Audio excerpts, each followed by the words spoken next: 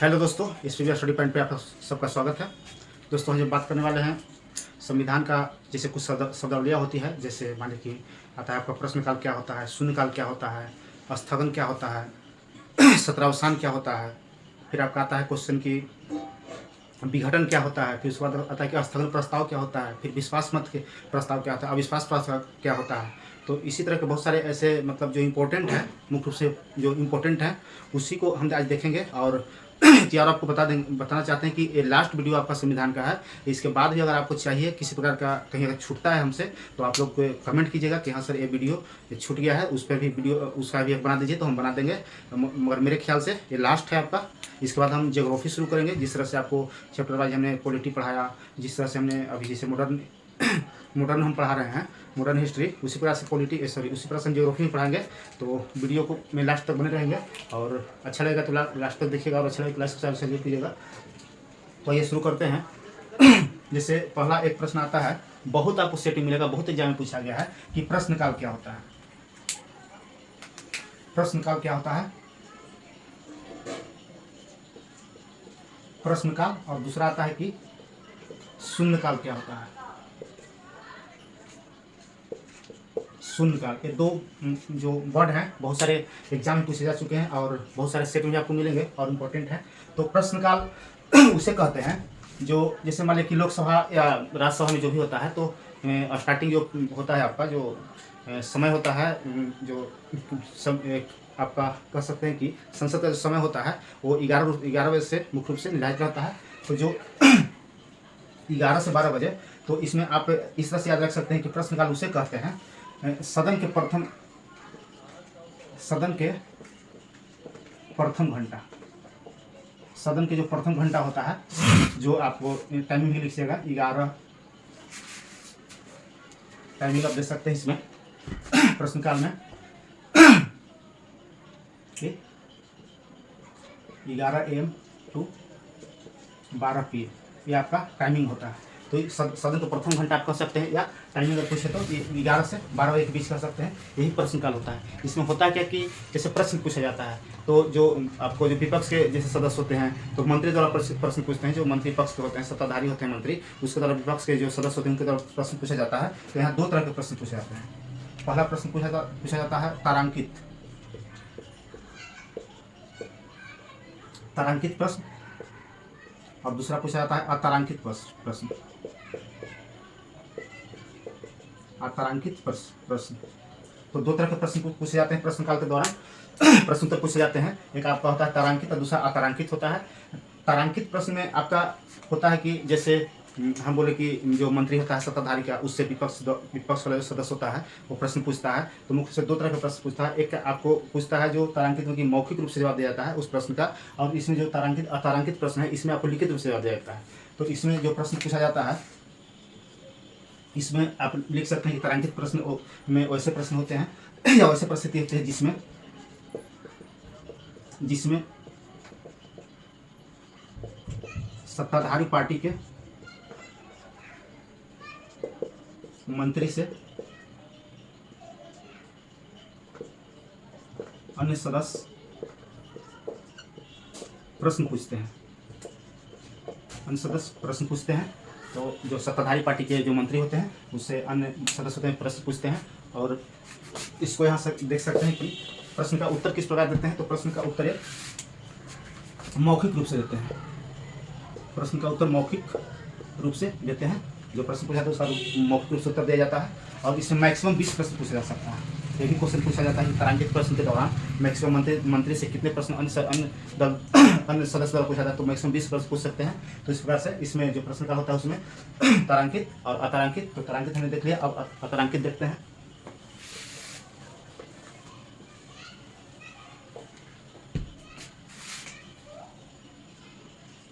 अतारांकित प्रश्न, तो इसमें भी सेम कंडीशन वही होता है जो इससे पहले हमने देखा तारांकित में। तारांकित में इसमें बस अंतर यही होता है कि जो आपका प्रश्न पूछा जाता है उसको जवाब इसे मौखिक रूप से न दे करके लिखित रूप से जवाब देते हैं। तो यहाँ जवाब लिखित दिया जाता है, लिखित जवाब दिया जाता है। सेम कंडीशन वही होता है। मंत्री द्वारा ही सदस्य अन्य सदस्य से प्रश्न पूछा जाता है, और वहाँ जवाब देने की मौखिक रूप से उत्तर दिया जाता है। ठीक इसी प्रकार यहाँ पर लिखित रूप से उत्तर दिया जाता है। तो तारांकित अतारांकित में समझे हुए, तारांकित में मौखिक रूप से प्रश्न का उत्तर दिया जाएगा मंत्री द्वारा किसी अन्य सदस्य को, और अतारांकित में लिखित जवाब दिया जाता है, वहाँ मौखिक, यहाँ लिखित दिया जाता है। तो प्रश्न काल हम लोग समझ लिए। आइए इसके बाद देख लेते हैं शून्यकाल।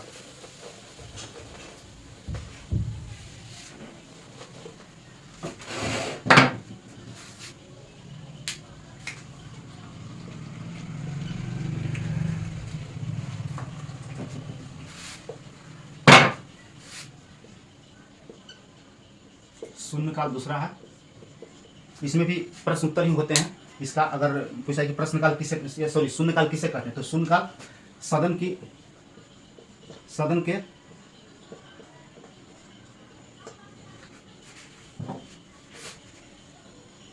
के दूसरे घंटे, या आप यहाँ कह सकते हैं कि प्रश्नकाल के बाद का समय, प्रश्नकाल के बाद का समय। आपका ये सटीक आंसर होगा कि सदन के दूसरे घंटे या प्रश्नकाल के बाद का समय। जैसे इसका टाइमिंग पूछा जाए तो 12 PM से 1 PM तक, 12 से 1 बजे तक, दोपहर 12 से 1 बजे तक ये रहता है। तो टाइमिंग कभी पूछता है कि शून्यकाल का समय क्या होता है, तो 12 बजे दोपहर से 1 बजे दोपहर तक रहता है। और अगर दूसरी भाषा में पूछा है तो प्रश्नकाल के बाद का समय होता है। अगर उससे भी अलग कोई डिफरेंट होता है, सदन के दूसरे घंटे को हम लोग शून्यकाल बोलते हैं। इसमें भी प्रश्न का उत्तर ही दिया जाता है, मगर यहाँ जो अभिलंब जो अति आवश्यक होता है, जो अभिलंबित, इसमें अभिलंबित प्रश्न जो आपको कह सकते हैं कि यहाँ जो अर्जेंट होता है, कोई भी काम नहीं बोलते कि अभिलंब अभी जरूरत है, तो अभिलंबित प्रश्न यहाँ उठाया जाता है। यहाँ भी वही मंत्री से नहीं पूछा जाता, मंत्री से पूछा जाता है, तो अभिलंबित प्रश्न को उठाया जा सकता है। तो इससे ज़्यादा प्रश्न नहीं आता है। पूछता है कि शून्यकाल क्या है, तो सदन के दूसरे घंटे, या कह सकते हैं कि प्रश्नकाल के बाद का समय, या कह सकते हैं 12 से 1 बजे। इससे एक बहुत इंपॉर्टेंट क्वेश्चन आता है कि इसको किसने नाम दिया। ये मुख्य रूप से संविधान में इसका जिक्र नहीं मिलता है, तो इसका नाम किसने दिया, तो इसका नाम भारतीय मीडिया प्रेस वाला दिया। इसका नामकरण भारतीय प्रेस द्वारा दिया गया। और ये आपको प्रचलन में कब से आया संसद में, तो संसद में 1962 से प्रचलन में आया। तो ये आपका इंपॉर्टेंट हो जाता है। पूछा किसी तरह की शून्यकाल किस देश की देन है, तो भारत की ही देन है, और भारतीय प्रेस मीडिया वाले ने इसको दिया। और कब से प्रचलन में आया संसद में, तो 1962 से। तो ये इंपॉर्टेंट हो जाता है 1962, इसको याद रखिएगा शून्यकाल के लिए। आइए आगे देखते हैं स्थगन।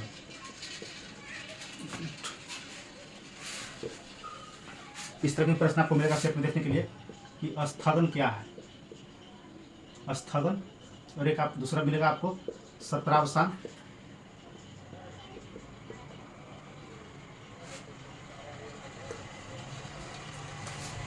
तीसरा आपको मिलेगा विघटन। तो जो सत्रावसान होते हैं, तो आपको पता है कि संसद में 2 सदन है, सॉरी स्थगन जो है संसद में 2 सदन है। एक होता है लोकसभा और दूसरा होता है राज्यसभा। तो इसमें जो आपका जब बैठक होता है दोनों सदन का, तो कभी कभी देखते हैं कि एक विपरीत माहौल उत्पन्न हो जाता है, लड़ाई झगड़ा का माहौल हो जाता है किसी मुद्दे पे बहस करते हुए। जैसे विपक्ष का पार्टी हंगामा कर देता है, विपक्ष पार्टी का हंगामा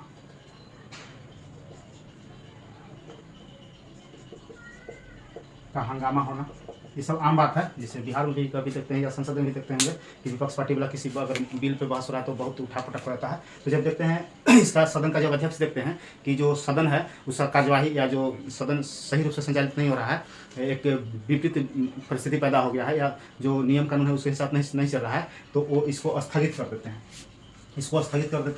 तो स्थगित सदन को कर देते हैं। चाहे लोकसभा में चला तो लोकसभा स्थगित होगा, राज्यसभा में स्थगित होगा।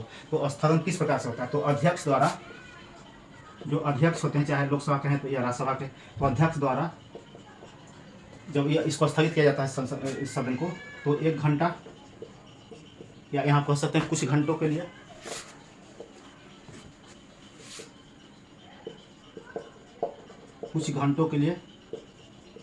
कुछ दिन के लिए, या कुछ महीनों के लिए इसको स्थगित किया जाता है। तो ये संसद जो सदन है कब चलता है, तो आपको कुछ घंटों के लिए या कुछ दिन या कुछ महीनों के लिए या कभी अनिश्चितकालीन के लिए, कभी कभी क्या होता है कि अनिश्चितकालीन के लिए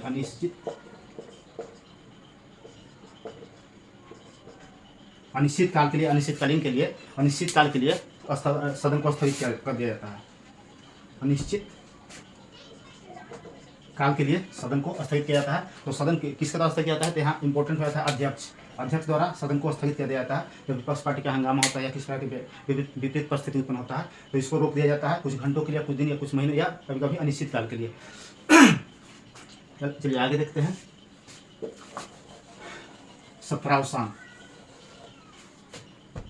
सत्रावसान में आपको सुने होंगे कि जैसे सत्र चल रहा है, तो सत्र चलता है, इसी को सत्रावसान कहते हैं। तो सत्र चलता है जैसे 3 तरह का होता है, और बजट सत्र, फिर आपका मानसून सत्र हो जाएगा, एक शीत सत्र हो जाएगा। शीत सत्र 3 तरह के सत्र चलता है। तो ये सत्र जो चलता है, तो आपको पता हो कि 2 सत्र के बीच की मैक्सिमम 6 माह का अंतर होना चाहिए। जो 2 बैठक हो रही है उसकी 6 माह का अंतर होना चाहिए। और या ये भी आपको याद होगा कि कम से कम कितना होगा साल में, तो साल में 2 बैठक हो सकती है, 2 बैठक हो सकती है मिनिमम, और अधिकतम तो कितने भी हो सकता है। और तो यही जो सत्र होता है ना, बजट सत्र, मानसून सत्र, शीत सत्र, तो यही इसका सत्र चलाया जाता है, और ये राष्ट्रपति द्वारा इसका किया जाता है। यहाँ राष्ट्रपति द्वारा, वहाँ आप देखें कि अध्यक्ष द्वारा, यहाँ राष्ट्रपति द्वारा सत्र बुलाया जाता है। और जो सत्र बुलाते हैं, तो सत्र का जो अध्यक्षता करते हैं, आपको पता है कि लोग अध्यक्ष करते हैं, तो यही सत्रावसान होता है, ये राष्ट्रपति द्वारा बुलाया जाता है, इसी को करते हैं। आइए विघटन देखते हैं। तो विघटन में आप देख सकते हैं कि संसद में जो लोकसभा है, तो यहाँ लोकसभा में कहा जाता है कि जो बहुमत से प्राप्त होता है तभी सरकार वहाँ स्थापित रह सकता है। या तो कभी कभी मंत्रिपरिषद खुद बोलता है कि मतलब सरकार को विघटित कर दीजिए। तो आर्टिकल 85 के तहत राष्ट्रपति द्वारा जो अनुच्छेद 85 है, अनुच्छेद 85 के तहत राष्ट्रपति द्वारा विघटित कर दिया जाता है लोकसभा को। तो 2 परिस्थिति पैदा होता है। पहला तो जब सरकार बहुमत में नहीं है या सरकार बहुमत खो देता है। अब दूसरा पॉइंट पे आता है कि खुद मंत्रिपरिषद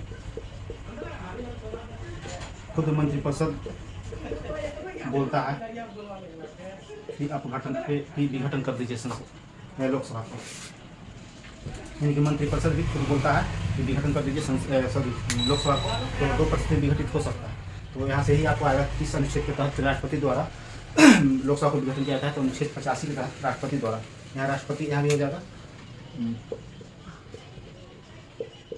राष्ट्रपति द्वारा लोकसभा को विघटन किया जाता है अनुच्छेद 85 के तहत। तो इस प्रकार से हमने समझा स्थगन। वैसे परिस्थिति जब लोकसभा या राज्यसभा सदन चल रहा है और बीच में कुछ विपरीत परिस्थिति उत्पन्न हो जाए या हंगामा हो जाए विपक्ष द्वारा, तो वहाँ पे अध्यक्ष द्वारा जो सदन का होता है वो स्थगन 1 दिन के लिए या कुछ घंटों के लिए, कुछ महीनों के लिए, अनिश्चित काल के लिए कभी कभी कर दिया जाता है। तो स्थगन अध्यक्ष द्वारा किया जाता है। सत्रावसान या सत्र को बुलाना राष्ट्रपति करते हैं। और अगला है कि विघटन लोकसभा का विघटन राष्ट्रपति द्वारा किया जाता है। अनुच्छेद 85 के तहत 2 परिस्थिति किया जाता है। जब सरकार बहुमत खो देता है, सरकार बहुमत नहीं होता है, तो किया जाता है, या खुद मंत्रिपरिषद बोलता है कि लोकसभा का विघटन कर दिया जाए, तब करते हैं। तो इस प्रकार से स्थगन, सत्रावसान, विघटन देखिए। आइए आगे देखते हैं। विश्वास प्रस्ताव।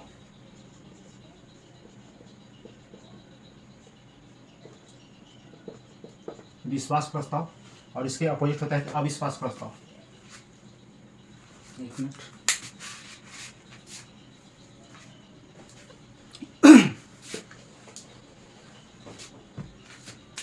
पहले होता है विश्वास प्रस्ताव,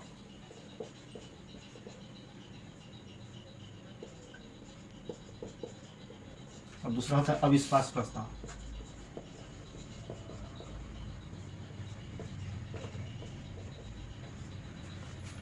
इसमें होता है क्या कि जो विश्वास प्रस्ताव होता है, आपको पता है कि संसद में 2 सदन है,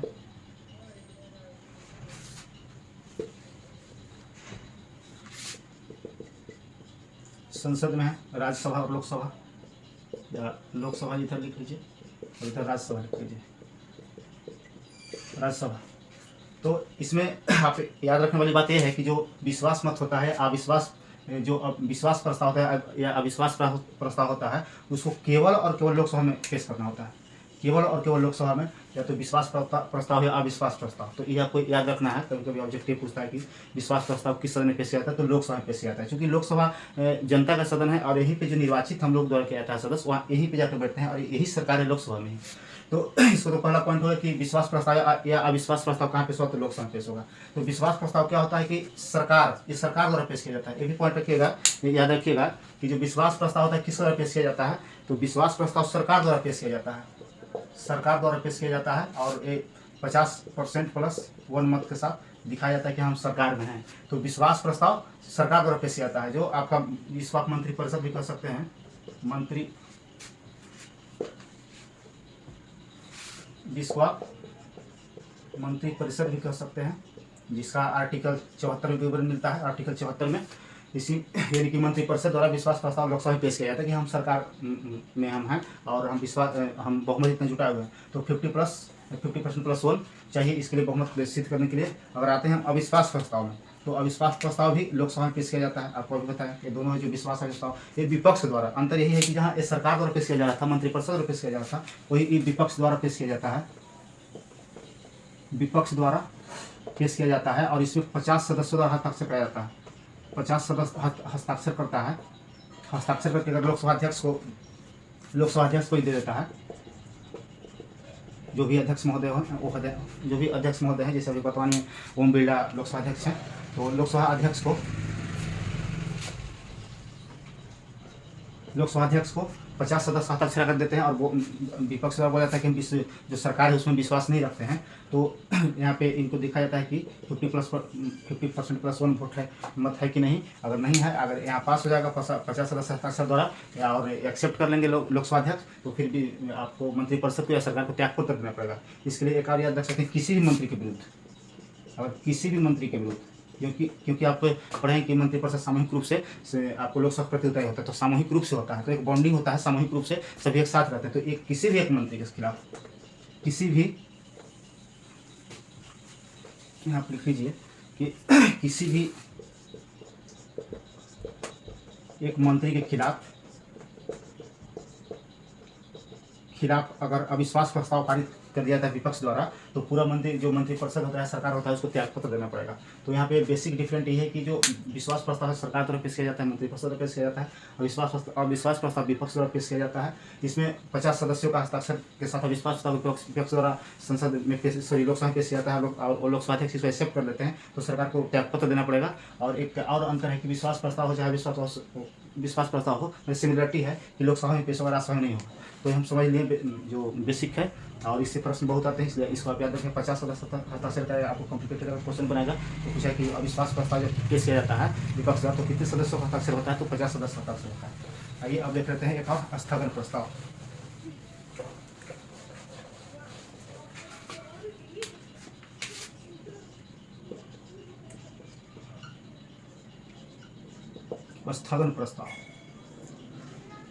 स्थगन प्रस्ताव में क्या होता है कि संसद है,